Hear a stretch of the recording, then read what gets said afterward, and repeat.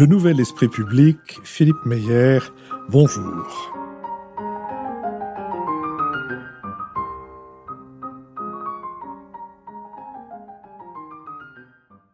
Bonjour, merci de nous avoir rejoints pour ce nouvel entretien de la série qui nous permet de mieux connaître le cinéaste et l'homme qu'était Bertrand Tavernier et qui nous vaut aujourd'hui de rencontrer Jean-Olé Laprune. Jean-Olé Laprune, bonjour. Bonjour. Vous êtes historien du cinéma, c'est une définition qui vous convient. Vous n'êtes pas que ça, mais vous êtes ça. Plus cinéphile qu'historien, c'est-à-dire quelqu'un qui aime voir des films, pouvoir en parler avec d'autres personnes et si possible convaincre les gens d'aller voir ces films. Mais aussi écrire sur ces films. Le premier film de Bertrand Tavernier que vous avez vu ? Que la fête commence, au moment de sa sortie, j'avais loupé l'horloger de Saint-Paul, j'étais trop jeune, je l'ai vu un petit peu plus tard. Et j'avoue que les premières scènes, la copie était absolument magnifique. Les premières scènes en Bretagne où on découvre Pont-Calec sur les falaises, on crée un souvenir, mais indélébile. Après, j'ai vu effectivement Le Juge et l'Assassin, et j'ai tous vu au moment de leur sortie, avec autant d'admiration, en tout cas autant d'impatience à chaque fois qu'un film de Bertrand Tavernier était annoncé. Votre première rencontre avec Bertrand Tavernier ? Il ne doit pas s'en souvenir, c'était un dîner chez des historiens. Il préparait un film qui ne s'est pas fait, qu'il devait faire avec Nathalie Baye au Canada, et donc il voulait rencontrer ces historiens. J'étais ami avec l'un d'entre eux, qui savait que j'étais cinéphile et grand admirateur de Bertrand Tavernier, et donc je m'étais glissé au milieu de cette assemblée de gens extrêmement savants. Et le souvenir que j'en ai, c'est que peu de temps avant, j'avais vu un film de Delmer Daves qui m'avait pas beaucoup plu, et donc je me souviens d'avoir dit à Bertrand, j'ai vu des meilleurs Delmer Daves que celui-ci, qui était L'Oiseau de Paradis, avec Debra Paget. Et j'ai senti que j'avais touché un mauvais endroit et que j'ai senti l'homme se refermer. J'ai revu le film après, je m'étais trompé. Vous vous étiez trompé vraiment, parce que c'est une question que je voulais vous poser un peu plus tard, mais vous la provoquez. J'ai été, comme tout le monde, frappé de sa connaissance. C'est même pas encyclopédique, parce qu'elle était à la fois encyclopédique et intime du cinéma. C'est-à-dire qu'il connaissait un cinéaste, mais qu'il le connaissait dans la profondeur de son œuvre. Il la connaissait dans les incidents, dans les incidents de parcours. Il connaissait aussi le rapport de tel cinéaste avec les comédiens et des comédiens, etc. Et moi, j'ai eu à plusieurs reprises, je ne lui ai jamais dit, parce que je crois, comme beaucoup de gens qui l'aimaient et qui le fréquentaient souvent, beaucoup, nous étions en plus voisins à Paris, ça facilitait les choses, on sentait que c'était inutile de l'embêter avec des opinions dont il n'avait que faire, et non pas qu'il méprisait votre opinion, mais il n'avait pas le temps, si je puis dire. Il fallait qu'il continue à creuser son propre sillon. Mais j'ai eu souvent l'impression que sa connaissance intime et encyclopédique du cinéma brouillait un peu son jugement sur les films. Il m'a souvent recommandé des films dont je me disais... Oui, bon, d'accord, il y a un bon moment, où il y a un bon acteur, mais franchement, est-ce que ça ne fait pas un tout? Est-ce que c'est une impression que vous avez eue, ou est-ce que c'est moi qui suis buté? Non, vous avez raison, mais Bertrand avait un rapport avec les films qui vous disait en permanence, et c'était vraiment très agréable, d'aller au-delà des apparences que l'on pouvait avoir. Là, je m'étais trompé sur L'Oiseau du Paradis, parce que c'était pour moi un technicolor américain comme... Il y en avait sur la 2e chaîne tous les dimanches après-midi, un film d'aventure avec de la musique très forte et tout. Il m'a dit non, le film est très bon. D'abord, il y a un passage absolument magnifique avec Everett Sloane qui est seul sur une île déserte. Effectivement, en voyant le film, on comprend que c'est un passage clé et que quand on a ça en tête, on voit le film de façon différente. Je ne suis qu'à moitié d'accord avec vous sur ce que vous disiez sur Bertrand qui n'écoutait pas. Il écoutait. Qui écoutait et qui pouvait revenir sur un certain nombre de choses. Quand j'ai connu Bertrand, il fallait pas dire le nom René Clair, parce qu'il avait grandi à une époque où René Clair faisait ces films qui n'étaient pas les plus réussis, qui même souvent étaient ratés. Et donc, dès qu'on disait le mot René Clair, Bertrand tordait le nez et tout. Et petit à petit, il me dit, mais tu sais, Bertrand, 14 juillet, c'est un beau film. Le Million, c'est vachement bien. Et tout. Et il est allé revoir ces films, et ces films, on les a retrouvés dans le documentaire qu'il a fait, Voyage à travers le cinéma français. Donc il était capable de revisiter quand on lui suggérait des films, même si après il ne le reconnaissait pas. Alors peut-être on va se mettre d'accord sur une chose. Il était utile de lui dire du bien des gens ou des choses dont il pensait pas de bien, même quelquefois du mal. Ça marchait dans ce sens-là. Vous lui dites, il faut aller voir René Clair parce que le Million, mais... Dans l'autre sens, je pense que ça ne marchait pas très bien. Il ne fallait pas essayer de lui dire des choses, des réserves, ou avoir des idées, ou des choses négatives sur des choses qu'il aimait. Mais peu importe, vous nous avez raconté... Sur des gens qu'il aimait, oui. Delmer Daves, oui, il fallait mieux pas être trop critique sur Delmer Daves. Cela dit, je dois quand même mettre un bémol à ce que j'ai dit tout à l'heure, le nombre d'auteurs d'auteurs de romanciers, le nombre d'essayistes, le nombre de cinéastes qu'il pouvait faire découvrir à des gens qui se croyaient, comme c'est mon cas, curieux. On était mais doublés, triplés, quadruplés par la curiosité que Bertrand infusait autour de lui et d'une manière qui inspirait la même gourmandise que celle qu'il avait. La même chose à table, mais j'ai renoncé à ce que cette série d'entretiens à propos de Bertrand Tavernier parle de Bertrand Tavernier à table, peut-être plus tard, nous verrons. Vous nous avez raconté votre première entrevue, votre première rencontre avec Bertrand Tavernier, mais vous êtes là un peu en cure-dent, comme on dit dans les dîners importants. Mais votre première rencontre de travail, votre première rencontre, est-ce qualité les vôtres et les siennes?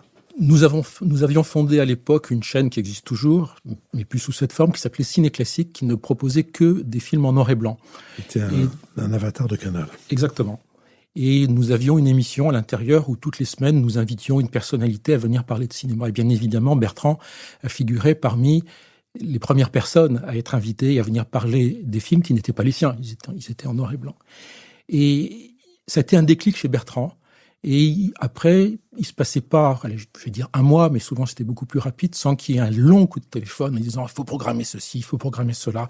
Et il y a Edmond Gréville, et puis il y a de très bons Jean Sacha, et là il faut voir dans les films de William Wellman. Et donc il y avait une avalanche de conseils et de suggestions qui nous arrivaient, d'autant que c'était la période où Bertrand mettait la main à la pâte de ses 50 ans de cinéma américain, la suite de 30 ans de cinéma américain, sa Bible, donc sur toute cette période, qui préparait Amis américains. Et donc, c'était des films qui étaient très frais dans ses mémoires, puisqu'il venait juste de les revoir. Et donc là, les rapports ont été beaucoup plus réguliers et beaucoup plus permanents avec Bertrand, qui est devenu un invité très régulier. On a fait des émissions autour de lui, on a fait autour de ses films. Enfin, il est devenu une espèce à l'époque, une sorte de pilier de cette chaîne. Dans tous les entretiens que j'ai conduits jusqu'à présent à propos de Bertrand Tavernier, le mot de western a été, je crois, prononcé à peine une fois ou deux. Vous avez eu, j'imagine, avec lui l'occasion de discuter des westerns et peut-être de repérer une sorte de ligne directrice de son goût pour les westerns, quoiqu'il ait eu une boulimie considérable. Mais à l'intérieur de cette boulimie de western, à l'intérieur de cette boulimie, il y avait des lignes, une ligne directrice au moins, non? Il y avait au moins deux lignes directrices, parce que ce qui est important de dire, c'est que le Bertrand Tavernier cinéphile et le Bertrand Tavernier cinéaste agitent toujours les mêmes thèmes qu'on retrouve soit dans ses écrits, soit dans ses films. Il y a dans le western, pour Bertrand Tavernier, un rapport privilégié entre l'homme et la nature, qui est quand même une des bases du western, et entre l'homme et la société, qui était le deuxième pilier du western, puisque l'on voit les villes se construire, les shérifs arriver en train de mettre de l'ordre, qui étaient deux sujets qui passionnaient Bertrand Tavernier là-dessus. Donc il était absolument intarissable, et sur les grands maîtres du western, John Ford, Delmer Daves, William Wellman, il était capable de vous parler des heures et des heures, pas tant du fond de ces films que de la forme que ces metteurs en scène prenaient pour décrire tel ou tel moment important. Et de même qu'il avait ces lignes directrices pour les westerns, comment qualifieriez-vous sa connaissance et son goût des actrices et des acteurs? Boulimique, il était capable de repérer au fin fond d'un plan tel acteur. Je crois que ça a déjà dû être dit dans cette émission, mais il avait une mémoire absolument colossale et il se souvenait de choses qu'on pouvait avoir oubliées. Et surtout, ce qui était vraiment très très fort, c'était que son expérience de metteur en scène, pour nous, cinéphiles, qui n'avons jamais dirigé de film et qui n'en dirigeons jamais, étaient des explications tout à fait admirables. Je me souviens d'une conversation avec lui sur le cinéaste qui s'appelle Albert Levin, qui avait réalisé Pandora avec Ava Gardner. Et il disait, c'est vachement bien, Pandora, quel beau film, quel lyrisme. Je dis, non, c'est pas bien, je sais pas ce qu'il y a dedans dans le film et tout. Et un jour, Bertrand a lu une biographie d'Albert Levin et il a découvert que Albert Levin était sourd. Et étant sourd, ça l'handicapait pour diriger les comédiens. Il m'a dit, tu vois, c'est parce qu'il est sourd que les comédiens jouent faux, ils jouent pas ensemble et tout, et c'est pour ça qu'il n'aimait pas les films d'Albert Levin. Mais ça, c'est quelque chose qu'un seul metteur en scène pouvait expliquer à quelqu'un comme moi, qui n'était que simple spectateur. Et alors justement, si on continue sur cette veine, vous comme cinéphile et comme historien du cinéma, quoi que vous en disiez, de sur quoi vous a-t-il ouvert les yeux et de quoi vous a-t-il ouvert la voie? De pas se fier aux apparences, comme je le disais tout à l'heure. Et c'est vrai que y a toute une génération de cinéphiles qui avait plutôt tendance à révérer les grands maîtres, à parler pour la millième fois de Robert Bresson, pour la millième fois de Fritz Lang, qui sont des grands réalisateurs, ça c'est pas la question. Mais Bertrand, de la même façon que dans ses films, il est allé chercher un soupçon de vérité à travers la Régence ou à travers l'armée d'Orient, c'est-à-dire des zones peu connues ou mal connues de l'histoire de France. La grande force de Bertrand, c'était de dire ne vous fiez pas aux apparences. Et là, tel metteur en scène anglais, tel metteur en scène américain, parce qu'on parle toujours de Bertrand Tavernier, spécialiste du cinéma américain. Il était incollable sur le cinéma anglais. Il connaissait très bien le cinéma italien, et je ne parle pas du cinéma français. Et donc, pour aller forcer à voir des films auxquels on ne penserait pas de prime abord, c'était une véritable règle chez lui. Bertrand a été le premier à parler des scénaristes comme part entière, comme intervenant à part entière dans le cinéma. Dans son 30 ans de cinéma américain, pour la première fois, il y avait toute une partie du bouquin qui était consacrée aux scénaristes avec des noms, non pas qu'on découvrait, parce qu'on les voyait sur le générique, mais ils remettaient à leur place des gens qui avaient apporté une création extrêmement importante dans ces œuvres. Donc Bertrand Tavernier, pour le cinéphile, c'était une forme de curiosité, c'est la discipline de la curiosité. Allons voir le film, peut-être que c'est pas bien, mais il faut quand même qu'on jette un coup d'œil dessus. On va le faire savoir et tout. Donc c'est de ne pas s'arrêter aux préjugés. Dans vos discussions, est-ce qu'il a été souvent question du cinéma français et des cinéastes contemporain de Bertrand Tavernier? Oui, très régulièrement, puisqu'il y avait quand même un passage obligé, c'est qu'est-ce que tu as vu cette semaine, est-ce que tu as vu tel film ou tel autre. Il était, comme souvent les metteurs en scène français, indulgent. Quand le film ne lui avait pas plu, il préférait ne pas en parler. Mais par contre, quand il avait aimé, il était d'une volubilité. Le réalisateur était invité à l'Institut Lumière. Moi, j'ai des souvenirs de week-ends qu'il avait organisé à l'Institut Lumière, où il faisait venir des cinéastes qui étaient encore contemporains à l'époque. Je pense à des gens comme Jacques Rouffio, Édouard Molinaro, qui pendant tout un week-end venaient parler de films qui eux avaient réalisés et dont on parlait, selon Bertrand, insuffisamment. La mort de Belle pour Édouard Molinaro, L'horizon pour Jacques Rouffio. Et donc, il y avait une déclaration d'admiration, de respect, d'amitié de la part de Bertrand, de façon extrêmement concrète, qui était très forte. Et on voyait les films différemment, oui, mais on les voyait avec une force encore plus grande. Alors, l'Institut Lumière est un point important dans la vie et dans l'activité de Bertrand, pour deux raisons, parce que c'est à Lyon, parce que ça a fait plus que deux raisons d'ailleurs. C'est à Lyon, ça a permis de redonner leur place aux frères Lumière, non pas pour la gloriole de la chose, mais pour montrer que finalement, quelles que soient les disputes sur l'origine de la technique, le cinéma, c'est eux, et c'est Lyon. Et puis évidemment, parce que ça permet de faire ce travail de propagation du cinéma, qui est beaucoup plus ouvert que n'est la Cinémathèque à Paris. C'est difficile pour les Parisiens qui ne sont jamais allés à Lyon de comprendre. La Cinémathèque organise des rétrospectives, des projections, etc. Elle fait un travail certain. Mais ce que fait l'Institut Lumière, et notamment à travers son festival au mois d'octobre en général, c'est de propager tous les cinémas à travers la ville, dans les cinémas de la ville, et pas seulement dans les salles qui ont été construites en face, enfin rue du premier film. Vous suivez cette affaire depuis son origine, depuis l'origine, même oui. Un peu avant. Oui. Et j'aimerais bien que vous racontiez à nos auditeurs l'Institut Lumière tel que vous l'avez vu, vécu et fréquenté. Alors, c'est quelque chose qui est assez ancien, puisque la première fois que j'ai dû aller à Lyon pour assister à un festival de cinéma, c'était en 1982, quelque chose comme ça. L'Institut Lumière n'existait pas stricto sensu, mais il y avait déjà des festivals de cinéma où Bertrand Tavernier était là, il y avait des tas de cinéphiles, et on projetait des films de 8h du matin jusqu'à minuit en mangeant des sandwichs à l'heure du déjeuner ou au dîner. C'est après qu'effectivement le festival, l'Institut Lumière s'est développé, d'abord avec la création du lieu, la mise en évidence de cet endroit absolument magnifique, la création d'une salle de cinéma, parce qu'avant c'était uniquement ce qui est encore aujourd'hui la petite salle en bas, qui est une très belle salle, mais qui n'était pas à la hauteur de l'institution.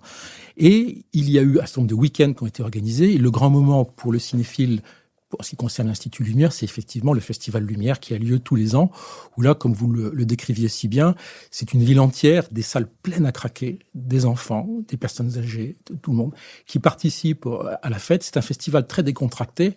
Il est arrivé, on peut prendre un café avec Clint Eastwood qui était juste à côté. Vous aviez Tim Roth qui venait présenter un film, il dit, écoutez, j'ai pas eu le temps de dire tout ce que j'avais à dire. Si vous voulez, je reviens après la projection pour discuter avec vous. Une ambiance très décontractée. À l'inverse, j'allais dire, du Festival de Cannes, qui est quand même très normatif, très encadré. Non pas que le Festival Lumière soit pas encadré, mais c'est beaucoup plus détendu. Il n'y a aucun enjeu, il n'y a pas de compétition. Les gens aiment le cinéma et on se rend compte qu'il y a beaucoup de gens qui aiment le cinéma pour voir des films, pas toujours récents, mais souvent dans des copies somptueuses et tout. C'est vraiment la cinéphilie dans tout ce qu'il y a de plus vivant, dans tout ce qu'il y a de plus enthousiaste. C'est devenu un des festivals les plus importants de France. C'est aussi un endroit où Bertrand Tavernier se transforme en animateur de ciné-club. En battleur, même. En battleur, absolument. Vous l'avez vu avec certains de ses confrères éminents. Peut-être en avez-vous gardé des souvenirs que vous partageriez avec nos auditeurs? Il était capable de s'inviter à une présentation de film. Moi-même, un jour, je devais présenter Détour de Ulmer, et puis Bertrand est arrivé d'un seul coup. On le présente ensemble. Il y avait Guillermo del Toro qui était dans la salle et tout. Et quand Bertrand présente un film, au début, Bertrand, fondamentalement, est un timide, est un homme réservé, un homme pudique. Donc, au début, c'est le débit toujours un petit peu lent.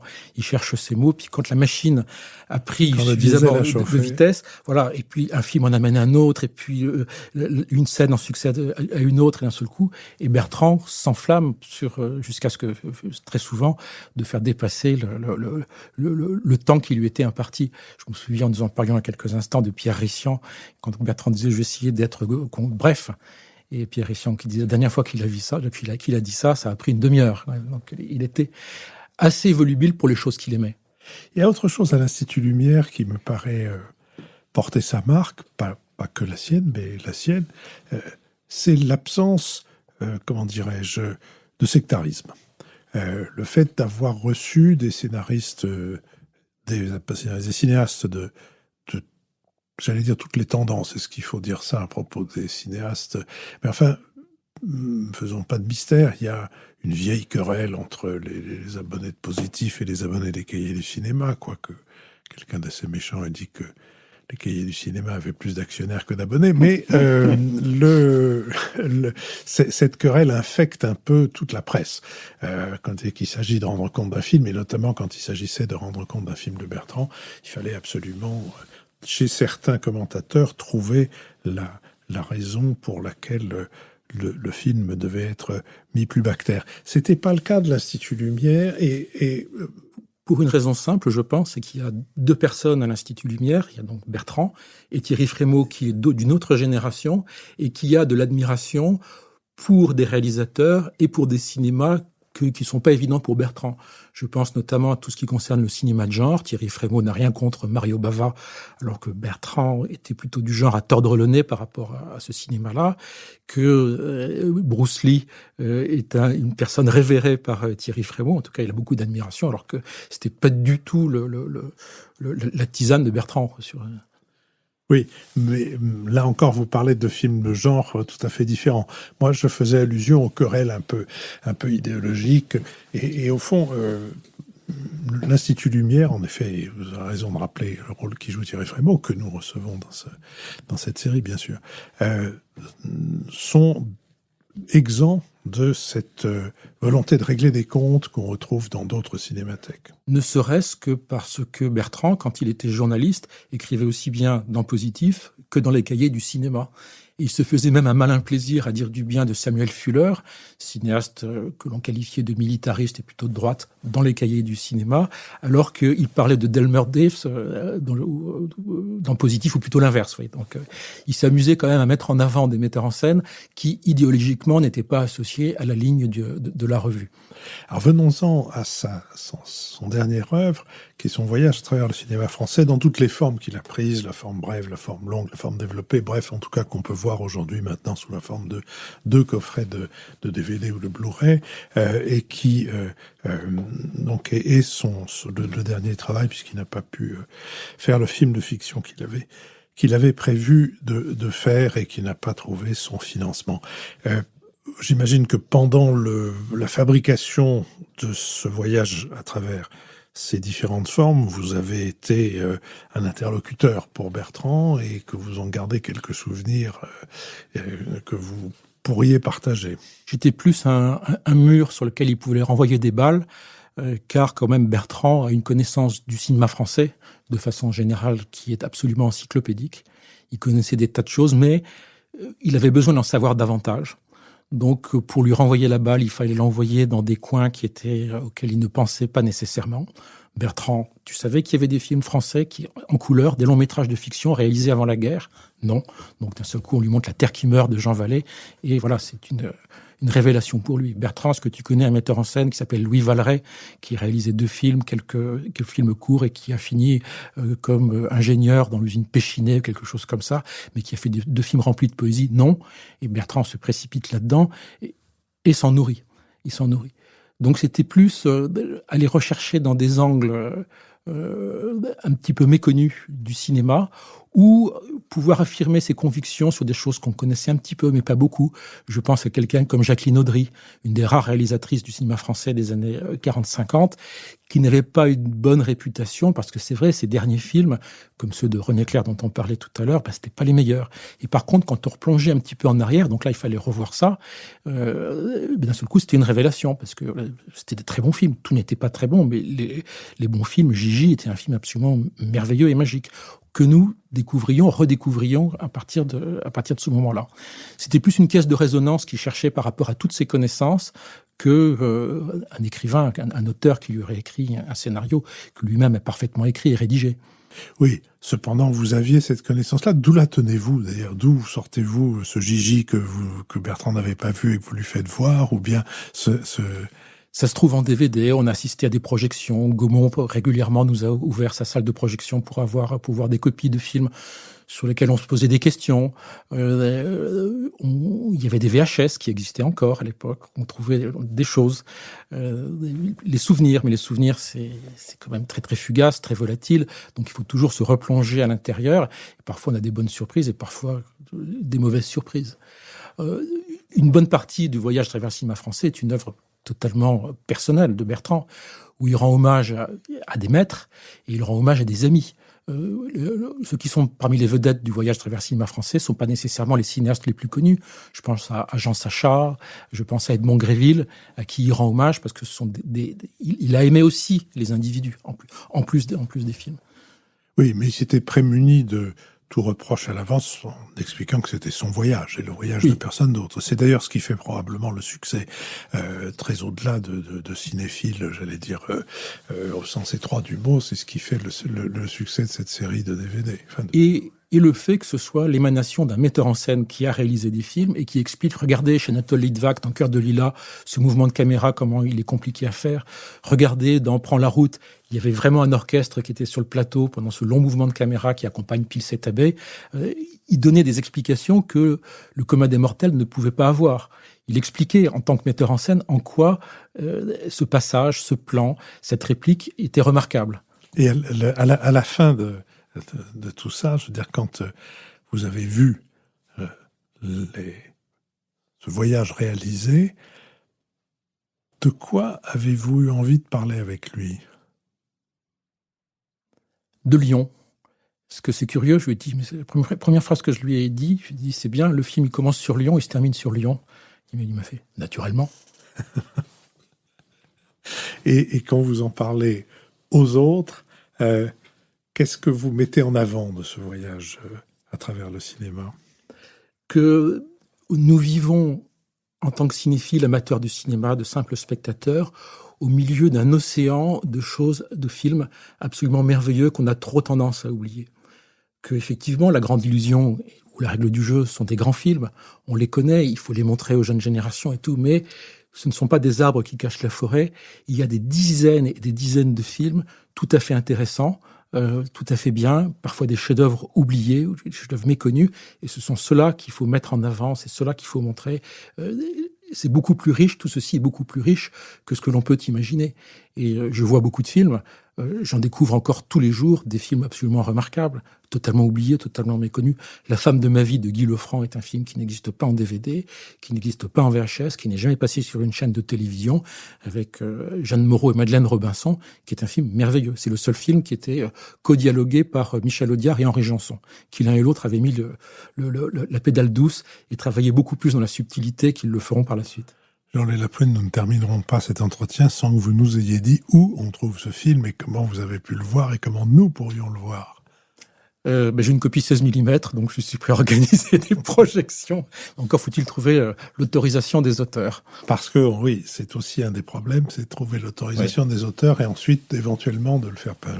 C'est un des grands soucis de Voyage à travers le cinéma français. Un certain nombre de films, il était difficile de retrouver qui possédait les droits d'un certain nombre de titres ou des ayants droit qui refusaient de les passer à Bertrand, sauf pour des sommes totalement déraisonnables. Finalement, il aura réussi à franchir toutes ces étapes-là pour notre plus grande édification et pour notre plus grand plaisir. Jean-Léa Lapointe, je vous remercie. C'est moi qui vous remercie.